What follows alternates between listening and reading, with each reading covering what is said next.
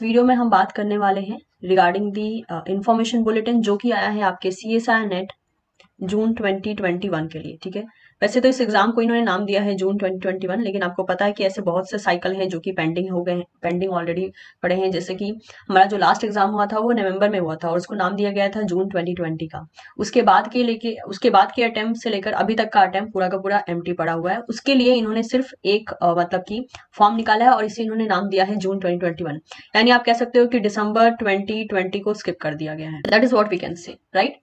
Okay, इसके अलावा कुछ और मतलब कि कंफ्यूजन है स्टूडेंट्स के बीच में, वो भी मैं क्लियर कर देना चाहती हूँ। जैसे कि 3 डेट निकाली गई है, तो स्टूडेंट को लग रहा है कि उन तीनों डेट पे लाइफ साइंस के ही एग्जाम होंगे, बट ऐसा नहीं है। वो जो 3 डेट है वो टेंटेटिव डेट है। तीनों में से कोई भी एक डेट लाइफ साइंस के लिए अलॉट हो सकती है। अब कौन सी होगी वो डिपेंड करता है, जब आपका एडमिट कार्ड आएगा तभी आपको इस बारे में मालूम होगा। ठीक है, तो ये कंफ्यूजन आप लोग दूर कर लीजिए। आपको फॉर्म एक ही फिल करना है, उन तीनों डेट में से कोई एक डेट ही CSIR नेट लाइफ साइंस के स्टूडेंट को अलॉट की जाएगी इन अ टोटल 2 शिफ्ट। तो चलिए वन बाय वन हम बात कर लेते हैं। कुछ चेंजेस किए गए हैं, जैसे कि एज में चेंजेस हो रखे हैं, एलिजिबिलिटी में थोड़ी बहुत चेंजेस किए गए हैं।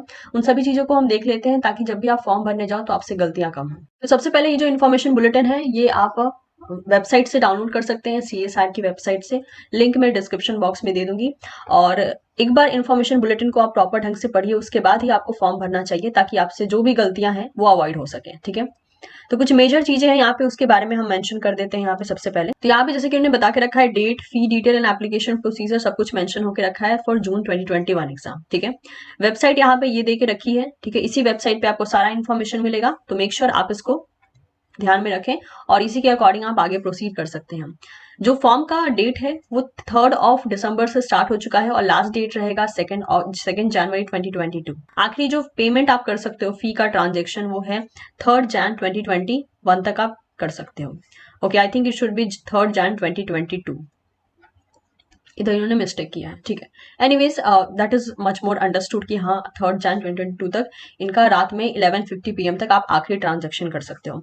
अब अगर हम बात करते हैं फी की, तो general and general EWS category के लिए it will be 1000, OBC NCL के लिए it will be 500, SC ST के लिए 250, थर्ड जेंडर के लिए 250 एंड PWD के लिए कोई भी फी यहाँ पर नहीं है। फी का जो ओवरऑल मेथड होगा वो आप अलग अलग बेसिस पे देख सकते हैं, जो भी आपके पास एप्लीकेबल हो, जैसे कि हो गया net banking, debit, credit and UPI wallet, इन सब की आप हेल्प ले सकते हो। अब यहाँ पे चला आता है बहुत इंपॉर्टेंट चीज जो कि है डेट। तो सबसे पहले जैसे कि उन्होंने यहाँ पे करेक्शन के बारे में बोल के रखी है, अगर आपसे फॉर्म में कोई गलती होती है तो आप करेक्शन जो है इस डेट के बीच में कर सकते हो, दैट इज 5 जन से लेकर 9 जन के बीच में कर सकते हो।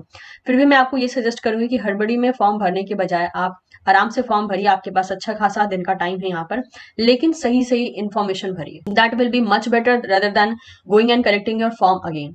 तो अच्छे से पहले केयरफुल तरीके से पूरे इन्फॉर्मेशन बुलेटिन को पढ़िए। कितने फोटोग्राफ की साइज होनी चाहिए, कैसा फोटोग्राफ मांग रहा है, कैसा सिग्नेचर होना चाहिए, किस टाइप की फोटोग्राफ होनी चाहिए, ये सारी बातें आप पहले ढंग से बुलेटिन में पढ़िए, उसके बाद आप फॉर्म के लिए प्रोसीड करिए। ठीक है, फॉर्म तो ऐसा है नहीं कि लिमिटेड है, तुरंत खत्म हो जाएगा, सभी को चांस मिलेगा। तो बेटर है कि भले आप 2 दिन लेट फॉर्म भरिए, लेकिन सही सही इन्फॉर्मेशन वहां पे डालिए। जब आपके पास सभी सारा का सारा कुछ डॉक्यूमेंट इकट्ठा हो जाए उसके बाद आप इस फॉर्म को फिलअप कर सकते हैं। बस आखिरी डेट का आपको ध्यान रखना है। एडमिट कार्ड को डाउनलोड करने की डेट जो है अनाउंस कर दी जाएगी बहुत ही जल्दी। एग्जाम का मोड होगा CBT मोड। पैटर्न जो होगा एग्जाम का वो होगा MCQ, 180 मिनट्स मिलेंगे आपको, दैट इज 3 आवर्स का टाइम मिलेगा। शेड्यूल जो है एग्जाम का वो दिया गया है 29 जन, 5 फेब एंड 6 फेब। ठीक है, ये 3 डेट दिया गया है टेंटेटिव तरीके से, कोई एक डेट लाइफ साइंस के लिए अलॉट होगी। जहां तक चांसेस है, क्योंकि 5th एंड 6th तक गेट के एग्जाम होने वाले हैं, तो ऐसा लग रहा है कि माइट भी 29 जन को ही लाइफ साइंस वाले स्टूडेंट्स का एग्जाम हो जाएगा, क्योंकि 29 जन को अगर वो लाइफ साइंस के स्टूडेंट को फ्री कर पाते हैं तो तभी लाइफ साइंस के स्टूडेंट जो है 5th एंड 6th फेब तक जो है गेट का एग्जाम दे पाएंगे। तो that is what we believe कि मैक्सिमम एक्सपेक्टेशन है कि 29 जन को लाइफ साइंस का एग्जाम हो जाना चाहिए। बट फिर भी अगर कुछ चेंजेस आते हैं तो वो हमें पता चल जाएगा। ये हमारी एक्सपेक्टेशन है कि हमें 29 जन ही मिलनी चाहिए, बट लेट्स सी क्या होता है, बिकॉज इस डेट के बारे में क्लैरिफिकेशन तभी हो पाएगा जब आपका एडमिट कार्ड आ जाएगा, या फिर अगर कुछ चेंजेस नहीं होते हैं तो। टाइमिंग जो होगी एग्जाम की, फर्स्ट शिफ्ट का होगा 9 AM टू 12 नून और सेकेंड शिफ्ट का होगा 3 PM to 6 PM। सेंटर जो है वो आपके एडमिट कार्ड में मेंशन कर दिया जाएगा। रिस्पॉन्स शीट की डेट अनाउंस कर दी जाएगी बाद में, एज वेल एज रिजल्ट की डेट भी अनाउंस कर दी जाएगी। वेबसाइट आपको मेंशन करके रखा है, ये वेबसाइट इंपॉर्टेंट है तो आपको ध्यान में रखना है। अब कुछ और चीजों के बारे में बात कर लेते हैं कि जब भी आप फॉर्म फिलअप के लिए जाते हो तो कुछ ऐसी चीजें होती हैं जो कि आपको ध्यान में रखना होता है, ठीक है। आई विल सजेस्ट यू कि फॉर्म फिलअप करने से पहले आप एक फोल्डर बना लीजिए और उस फोल्डर में उन सारे डॉक्यूमेंट्स को रख लीजिए जिन डॉक्यूमेंट्स की जरूरत आपको पड़ेगी एग्जाम इस पर्टिकुलर फॉर्म को फिलअप करते टाइम। तो सबसे पहले तो आपको अप्लाई करना है ऑनलाइन मोड में ही। सारा इन्फॉर्मेशन बुलेटिन को पहले आराम से केयरफुली रीड कीजिए, उसके बाद ही प्रोसीड कीजिएगा, वरना अदरवाइज दोबारा वही होता है कि गलती हो जाती है, फिर चेंज करने का टेंशन अलग से रहता है। सिर्फ और सिर्फ आपको एक ही एप्लीकेशन फॉर्म सबमिट करना है, मल्टीपल सबमिट नहीं करना है। मेक श्योर आपके पास जो ईमेल आईडी है एंड फोन नंबर है वो आपका अपना होना चाहिए, बिकॉज वहीं पे सारा इन्फॉर्मेशन आएगा, चाहे एडमिट कार्ड से रिलेटेड हो, चाहे कोई एनटीए चेंजेस करे एग्जाम में या फिर डेट में, कुछ भी चेंजेस होंगे वो आपके ईमेल एड्रेस और आपके फोन नंबर पे ही आएगा। तो बेटर होगा कि आप एक वैलिड ईमेल और फोन नंबर दें जो कि आप रेगुलर बेसिस पे यूज करते हो, क्योंकि सारे इन्फॉर्मेशन आपके रजिस्टर्ड ईमेल आईडी और मोबाइल नंबर पे ही भेजे जाएंगे। तो इंस्ट्रक्शन जो है यहाँ पे सबसे पहले वही है कि इन्फॉर्मेशन बुलेटिन को डाउनलोड कीजिए, अच्छे से उसको पढ़िए और जो स्टेप देकर रखा है वो आपको फॉलो करना है। रजिस्ट्रेशन के लिए आपको अपने unique email ID and mobile number की जरूरत पड़ेगी। ऑनलाइन आपको एप्लीकेशन फॉर्म को भरना है, आपको अपलोड करने की जरूरत पड़ेगी इमेज को, ठीक है। रीसेंट फोटोग्राफ चाहिए, तो मेक श्योर अब पॉसिबल हो तो रीसेंट फोटोग्राफ आपको लेनी है, और जिसका साइज जो है इन्होंने यहाँ पर मेंशन करके रखा है, साइज का आपको बहुत अच्छे से ध्यान रखना है। और ये जो ओवरऑल इमेज है वो कलर हो सकती है या फिर ब्लैक एंड व्हाइट फॉर्म में हो सकती है, ठीक है। 80% फेस विजिबल होना चाहिए, बिना मास्क के पिक्चर होनी चाहिए, और आपके ईयर्स जो है उसमें विजिबल हो तो बेटर होगा, और बैकग्राउंड व्हाइट होना चाहिए। तो अब ये इन्होंने ऑलरेडी मेंशन कर दिया है, तो आप इसमें अपने अकॉर्डिंग चेंजेस मत लाइए, मैम ऐसा कर दे तो चलेगा, वैसा कर दे तो चलेगा, क्योंकि अभी जस्ट फॉर्म निकला है तो आपके लिए एक नई पिक्चर को क्लिक करवाना काफी आसान है। तो बेटर होगा कि जैसे लिखा है वैसे ही फॉलो करे, rather than waiting and just seeing कि हाँ आपका फोटो रिजेक्ट हो गया। अनवांटेड हैसल से बेटर है कि आप बेटर ढंग से जो है इनिशियल टाइम में ही आप फॉर्म भरें। तो अगेन आई एम सेइंग कि photograph black and white and colour दोनों चल सकती है। 80% आपका फेस दिखना चाहिए, बिना मास्क के पिक्चर होनी चाहिए, ईयर विजिबल होना चाहिए और बैकग्राउंड व्हाइट होना चाहिए, और रिसेंट फोटोग्राफ होनी चाहिए with the size of 10 KB to 200 KB। Next candidate का सिग्नेचर चाहिए जिसकी साइज 4 KB टू 30 KB होगी। इसके अलावा अगर आप रिजल्ट अवेटेड कैटेगरी के स्टूडेंट हैं तो आपका रिजल्ट अवेटेड कैटेगरी के ऊपर कैटेगरी का जो सर्टिफिकेट होगा उसके ऊपर अटेस्टेशन चाहिए आपके डीन से या कॉलेज से, और इसकी भी साइज यहाँ पे मेंशन करके रखिए। कैटेगरी सर्टिफिकेट की भी जरूरत पड़ी अगर आप SC ST OBC EWS category से बिलोंग करते हैं, जिसका साइज इतना होना चाहिए, और अगर आप PWD कैटेगरी से बिलोंग करते हैं तो PWD का भी सर्टिफिकेट चाहिए होगा। नेक्स्ट, अगर आपने सारा का सारा इन्फॉर्मेशन ठीक ठाक कर दिया, उसके बाद आपको डाउनलोड करने को मिलेगा कंफर्मेशन पेज। जब आप पेमेंट वगैरह कर देते हो तब आपको कंफर्मेशन पेज डाउनलोड करने को मिलेगा। उस कंफर्मेशन पेज को आप रख लीजिए, और आपके पास भी एक प्रिंट कॉपी आएगी जो भी फॉर्म आप भरते हो, तो उसको फ्यूचर रेफरेंस के लिए आप अपने पास संभाल के रख सकते हैं। आप चाहे तो प्रिंट आउट फॉर्म में रख सकते हैं या फिर सॉफ्ट कॉपी फॉर्म में रख सकते हैं, लेकिन अगर सॉफ्ट कॉपी फॉर्म में रखते हैं तो उसको संभाल के रखिए, क्योंकि फर्दर फ्यूचर में उसका यूज हो सकता है अगर जरूरत पड़े तो आपको एक सक्सेसफुल पेमेंट के बाद जो है एक कंफर्मेशन पेज डाउनलोड करने को मिल जाएगा एप्लीकेशन फॉर्म का। अगर आपका कंफर्मेशन पेज नहीं आता है तो आप अपने बैंक से कंसल्ट कर सकते हैं, और फिर भी अगर प्रॉब्लम होती है तो इन्फॉर्मेशन बुलेटिन में कुछ और डिटेल दी गई है, आप वहां पे भी कांटेक्ट कर सकते हैं। जो भी एप्लीकेशन फॉर्म में आप इन्फॉर्मेशन भरोगे वो आपका फाइनल इन्फॉर्मेशन की तरह ट्रीट किया जाएगा, इसीलिए कोई भी गलती यहाँ पे एंटरटेन नहीं होगी। ऑल्दो आपके लिए करेक्शन विंडो मिलेगा, लेकिन उस करेक्शन विंडो में वो किस किस चीज के करेक्शन के लिए ओपन करेंगे वी हैव नो आइडिया। तो बेटर है कि आप गलती ही ना करें और प्रॉपर ढंग से फॉर्म को फिलअप करें पूरे इन्फॉर्मेशन बुलेटिन को पढ़ने के बाद। नेक्स्ट इंपॉर्टेंट चीज यहाँ पे बोला गया है, एनटीए डज नॉट एडिट और modify after any information entered by the candidate under any circumstances. Any request for changes in information will not be entertained. Therefore, candidates are advised to exercise utmost caution for filling up the correct detail in the application form. Request for correction made by any candidates through post, fax, WhatsApp, email, by hand will not be entertained by NTA.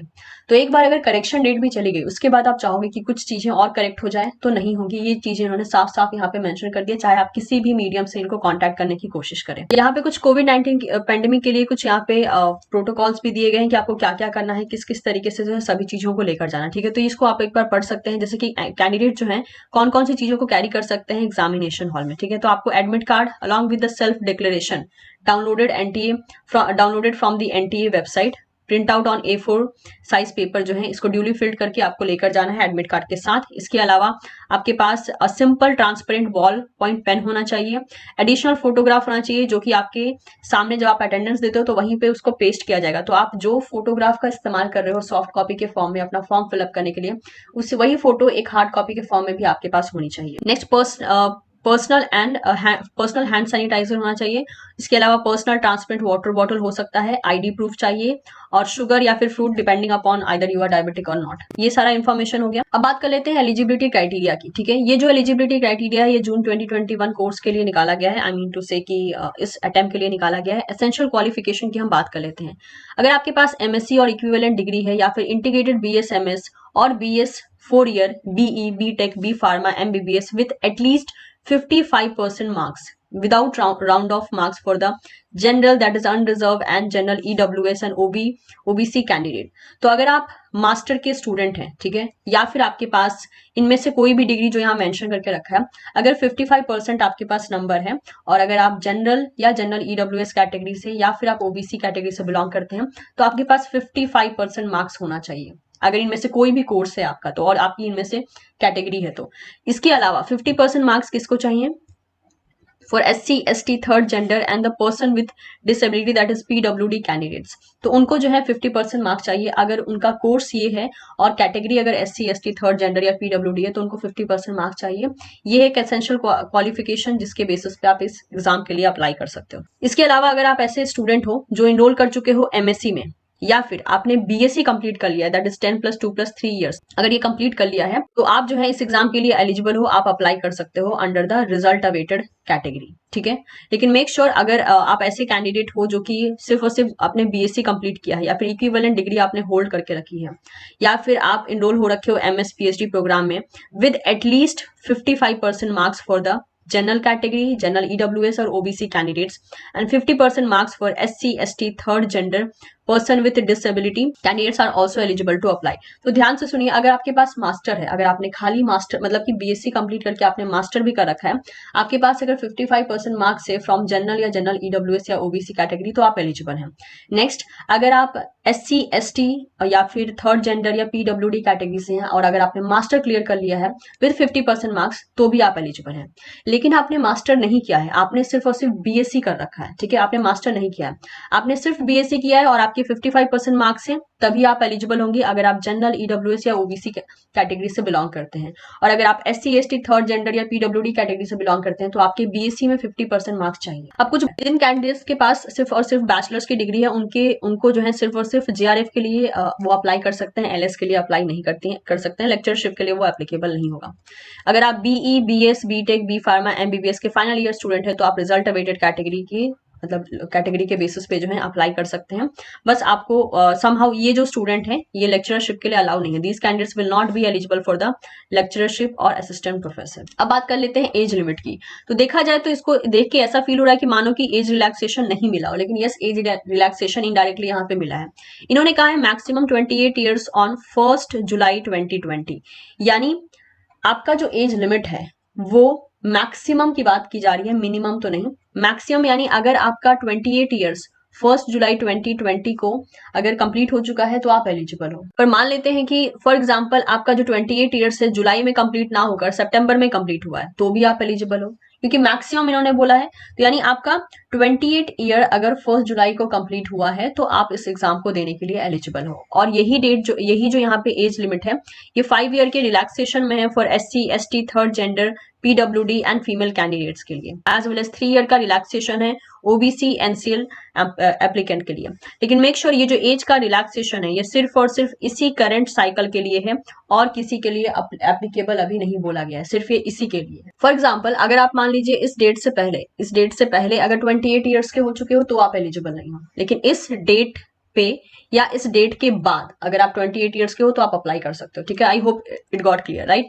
LS के लिए यहाँ पे कोई भी अपर age limit नहीं है। बाकी चीजों की अगर हम बात करें, mode of examination, detail of examination, तो ये कुछ भी नहीं बदला है, बिल्कुल पहले जैसा ही है। तो इसके बारे में डिटेल वीडियो ऑलरेडी टीचिंग पाठशाला पे अवेलेबल है कि किस कैटेगरी में कितने टाइप के कितने पार्ट आते हैं, कितने क्वेश्चन आते हैं, एवरीथिंग इज मेंशन हियर, ठीक है। तो ये सारी चीजें हम ऑलरेडी डिस्कस कर चुके हैं। जो मेन चीज थी, जो चेंज होने वाली चीज थी, वो हमने बता दिया।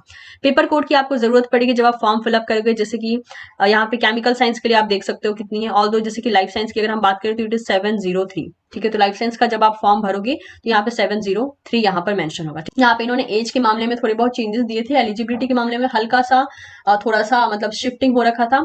एंड तीसरा था कि 3 डेट यहाँ पे दिए गए, तो तीनों डेट का भी मैंने यहाँ पे कंफ्यूजन दूर कर दिया। तो ये 3 मेजर चेंजेस थे जो कि इस एप्लीकेशन फॉर्म में दिए गए थे, जिसे मैंने हाईलाइट कर दिया। बाकी सब कुछ वही है। तो बाकी डिटेल के लिए ऑलरेडी टीचिंग पाठशाला पे एक वीडियो अवेलेबल है, that is know everything about CSR net. तो आप वहां से भी देख सकते हो, scope and everything will be available. तो सारी चीजें ऑलरेडी अवेलेबल है, आप वहां से देख सकते हो। यहाँ पे मैंने मेन चीजों को हाईलाइट किया जो इस बार जून 2021 के लिए चेंज किया गया है।